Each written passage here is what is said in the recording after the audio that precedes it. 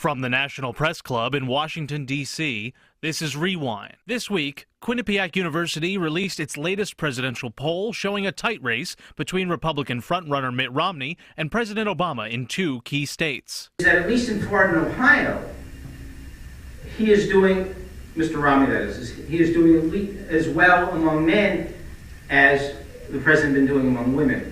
6 weeks ago, that wasn't the case. A panel discussion focused on the U.S. government's crusade against leaking classified information, with one journalist saying the Obama administration once targeted a reporter who was exposing public information. All the information that they're charging him with, leaking, which they were going to put him in jail for 35 years, is found here, not just found in the public domain, but had been released, positively released by the government. And that's the problem. It's going on and on. They're charging people with releasing information, leaking information, and the government itself, most of the time, doesn't have the slightest idea what is out there and what is classified.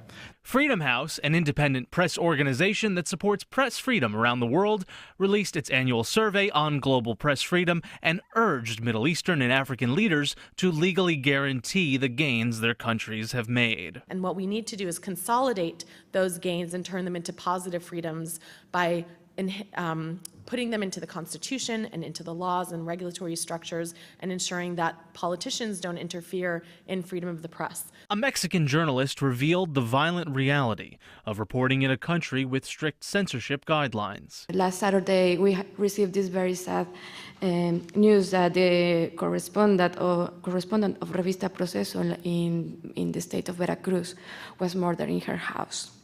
She was covering social issues. A group of mothers determined to end the war on drugs stressed that there are unresolved health and safety issues surrounding addiction. If you're a drug addict, you don't need incarceration. This is not a law enforcement issue. It is a healthcare issue, as you've heard over and over again here.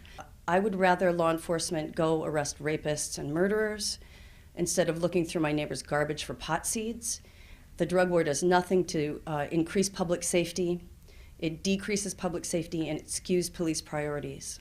A former drug addict detailed how the time he spent in prison failed him. And it didn't get me anywhere closer to give me the adaptive behavior skills, the coping skills that I needed to be productive out here. It got me further and further away from the skills I needed to be a citizen. There are nonviolent young men and women that are having their lives wasted behind bars behind this. At the luncheon, Washington Nationals general manager confidently said that the fact that his team has been in first place for so much of this season is no fluke. We're fully armed, extremely dangerous, and we're the talk of baseball.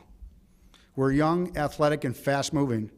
If I were a baseball fan in Washington, D.C., I wouldn't miss a minute of what's going on this year. From the National Press Club, this is Rewind. I'm Jared Rizzo.